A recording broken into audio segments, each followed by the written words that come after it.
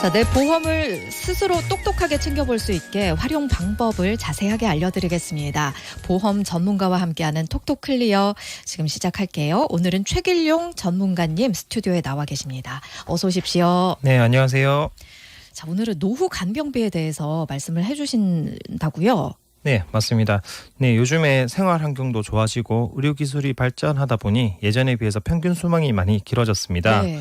통계를 따르면 평균 수명이 83.5세, 약 84세가 되는데요. 반면에 건강하게 사는 나이의 지표인 건강 나이는 65세라고 합니다. 평균적으로 무려 19년을 아프게 산다는 건데요. 그래서 요즘은 내 노후 준비에서 내 노후에 들어갈 의료비에 대해서도 어떻게 준비해야 되는지 많이들 궁금들 하십니다. 보험사에서도 노후에 도움이 될 만한 보험들을 출시를 하고 있고 네. 또 열심히 광고도 하고 있는 상황입니다. 예, 그렇습니다. 이거에 뭐 주변에 가족이나 혹은 주변에서 아픈 환자들을 봤을 때는 아마 현실적으로 다들 한 번쯤은 생각을 해보셨을 거예요. 요즘 TV 광고나 라디오나 이런 데서도 굉장히 보험 상품들 광고 많이 하잖아요. 뭐 간병보험, 치매보험 이런 것들 꼭 필요할까? 그리고 가입이 정말 쉬운 것 같은데 저게 저렇게 쉽게 할 거면 보상을 제대로 해주는 걸까? 그런 의문이 들거든요. 네, 맞습니다. 아마 모든 청취자님들이 그렇게 생각을 하십니다. 보험사에서도 열심히 광고를 하고 있는 만큼 간병보험이나 치매보험에 대한 문의도 상당히 많이 있는데요. 이 간병보험과 치매보험의 보험료가 상당히 비싼 편에 속합니다. 아, 비싸요? 네, 그러다 보니 청취자님들도 필요하다고 생각을 하더라도 선뜻 준비가 망설여지는 게 현실입니다. TV 광고에서는 굉장히 저렴한 가격에 금방 가입할 수 있는 것처럼 하던데 비싸다는 게 어느 정도 선인가요? 보장에 대해서 보장보다 좀 비싸다라고 표현을 할 수 있을 것 같고요. 예. 저희가 이제 일반적으로 봤을 때는 다른 보장을 가진 보장성 보험보다 간병보험이나 치매보험은 보험료의 가격대가 상당하다라고 볼 수가 있습니다. 그러면은 전문가이시니까 단도직입적으로 여쭤볼게요. 보장에 비해서 비싸다라고 얘기를 하셨다면 간병보험을 마련하는 게 필요할까요? 필요 여부를 떠나서 청취자님들의 사항에 따라 다를 수 있는 부분이라 청취자님들께 간병보험에 대해 정확히 이해를 먼저 시켜드리도록 하겠습니다. 예.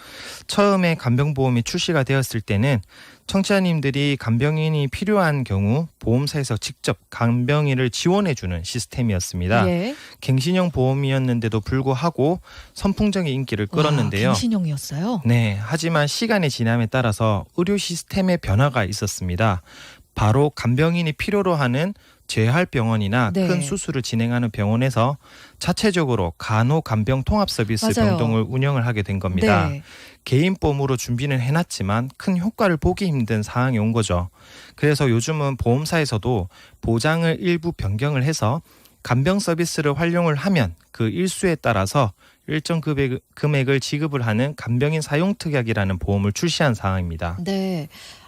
그 점 여쭤보고 싶었어요. 이게 코로나19가 아주 2년 동안 내내 유행을 하면서 웬만한 병원에는 다 이 간호간병 통합 서비스 병동을 운영하시더라고요. 네네. 이전에 안 하던 병원들도. 그러니까 보호자는 들어갈 수 없고 그 안에서 다 챙겨주시는 분들이 있으니까 딱히 간병인이라고 필요한 부분을 못 느꼈거든요. 저 역시도 경험상. 그렇다면 기존에 이런 보험을 가지고 있는 분들은 그렇다면 정리를 해도 될까? 하는 생각 당연히 드실 것 같은데 어떠세요? 네, 아마 그렇게 생각하실 수도 있습니다. 예. 그리고 제가 추가로 조금 설명을 더 드리면 이 간호간병 통합 서비스를 제공을 하고 있는 병원 같은 경우에는 일반 병원에 있는 병원비보다 좀 비쌀 수밖에 없습니다. 하지만 이게 예를 들면 입원 일수가 1인 다인실에 하루당 3만 원 정도라면 여기는 한 4만 원, 5만 원 이 정도를 받으시더라고요. 맞습니다. 5만 원을 초과하는 게 대부분입니다. 예. 예. 그런데 이게 실손 의료비 보험에서도 혜택이 있습니다. 있어요. 네, 있습니다. 그럼 정리하셔도 되겠네요. 네, 그렇게 생각하셔도 되는데 제가 네. 좀 더 설명을 드려보도록 하겠습니다. 이 사실 병원에서 지금 활용하고 있는 간호간병 통합 서비스 자체가 정부에서 간병비에 대한 부담을 줄여주기 위한 방안으로 만들어진 제도인데요. 네.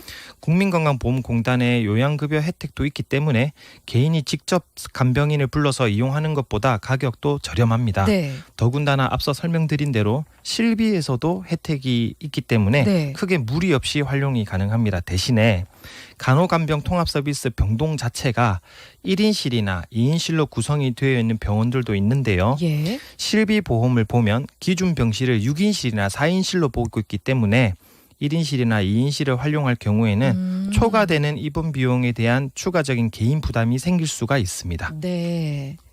그러면은 그 초과하는 부분에 있어서 간병인 보험이 있었다면 그걸로 비용 보완을 할 수 있다. 네, 그렇게 생각하셔도 될 것 같습니다. 예.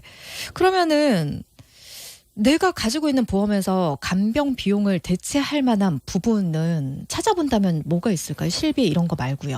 아마 이 부분이 이제 청취자님들께서 가장 궁금해하는 부분이 아닐까. 굳이 또 가입할 이유 없이 내 가지고 있는 보험에서 활용할 수 있는 그러니까요. 부분이 뭐가 있을까? 네. 잘 찾아보면 있긴 합니다. 제가 일반적으로 간병인이 필요한 정도를 되려면 이제 몸이 불편해야 되는 상황이 오는 거잖아요. 네. 스스로 뭔가를 못하기 때문에 간병인이 필요로 한 거죠. 실제로 국민건강보험공단에서 발표한 장기 입원을 요하는 다빈도 질환을 살펴보면 대부분이 치매를 포함한 뇌신경 혹은 뇌혈관 질환입니다. 네. 그리고 이제 척추 수술이나 네. 혹은 무릎 관절 혹은 고관절의 인공관절로 치환을 하는 큰 수술도 간병인이 필요로 하는 대표적인 질환으로 손꼽을 수가 있는데요. 활동하기가 불편하시니까. 네, 맞습니다. 이럴 때는 개인이 가지고 있으신 수술비 특약이나 휴유장애 특약을 적극 활용하실 필요가 있겠습니다. 그게 어떤 식으로 활용이 되는 거죠? 네, 아마 수술비 특약 같은 경우에는 네. 실비 외적으로 받을 수 있는 부분에 대해서는 저희가 자주 설명을 드렸기 때문에 알고 있으실 텐데요. 휴유장애 특약에 대해서는 제가 조금 생소하실 수 있기 때문에 설명을 드려보도록 하겠습니다. 네. 휴유장애라는 거는 내 몸이 영구적 혹은 한시적으로 불편해지는 경우를 말을 하는데요. 원인을 나눠보면 크게 질병과 상해로 나눌 수가 있습니다.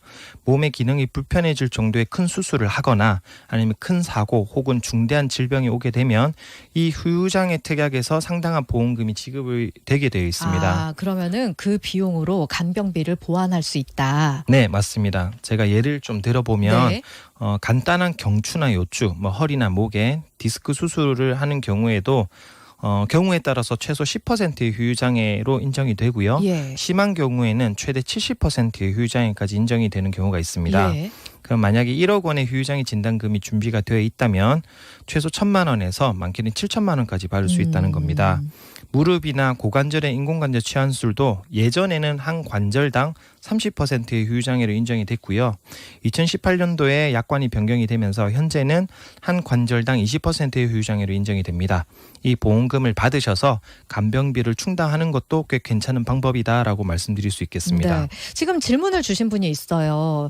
실손으로도 간병비가 보완이 가능하다 이렇게 설명을 해주셨더니 그러면은 실손의 간병비를 따로 특약으로 넣는 건가요? 기본적으로 돼 있는 건가요? 하셨거든요. 네. 그 개념은 아닌 거죠? 네, 아닙니다. 저희가 앞서 설명드린 부분은 개인이 간병인을 불러서 쓰는 간병비는 제외가 되는 거고요.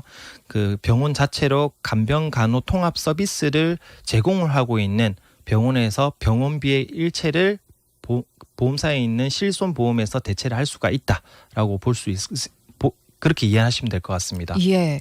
지금 문자로도요. 0829번 쓰시는 분께서 간병 서비스 병동에 있다고 하더라도 거동이 안 되시거나 환자가 의사소통이 안 될 정도로 중하다면 간병인이 있어야 하는데 이게 간병인을 이용했을 때 현금으로만 지급을 하게 되더라고요. 이런 부분도 업체 소속임에도 불구하고 다이렉트로 지급되는 부분도 있는데 이 부분을 좀 체크해 봐야 되는 건 것 같습니다 하고 보호자 입장에서 조언을 해주셨어요. 네, 좋은 말씀이신 것 같고요. 일단 지금 보험사 방금 간병보험 같은 경우에는 개인이 지급을 먼저 하고 그 일수에 따라서 상관없이 이제 보험사에서 따로 보험금을 드리는 형태이기 때문에 일단 먼저 청구를 하시지 않는 이상은 내가 먼저 병원비를 내야 된다, 간병비를 내야 된다 이렇게 이해하시면 될 것 같습니다. 알겠습니다. 저희가 간병비 이거를 기존에 본인이 가진 보험에서 어떤 식으로 보완을 할 수 있을지를 알려드렸는데요. 좀 더 자세하고 다이렉트한 내용이 궁금하다 하시는 분들은 잠시 후 7시부터 저희가 울산 MBC 뉴스 채널 그대로 있으시면 이름하여 두서없이 톡 까놓고라는 제목으로 두톡 상담소로 여러분과 함께 이야기를 계속 나눠볼까 합니다. 끝까지 관심 가져주시고요. 자, 오늘 최길용 전문가님 방송에서는 이만 인사를 드리겠습니다. 잠시 후에 유튜브 방송에서 봬요. 네, 네, 감사합니다. 네, 감사합니다.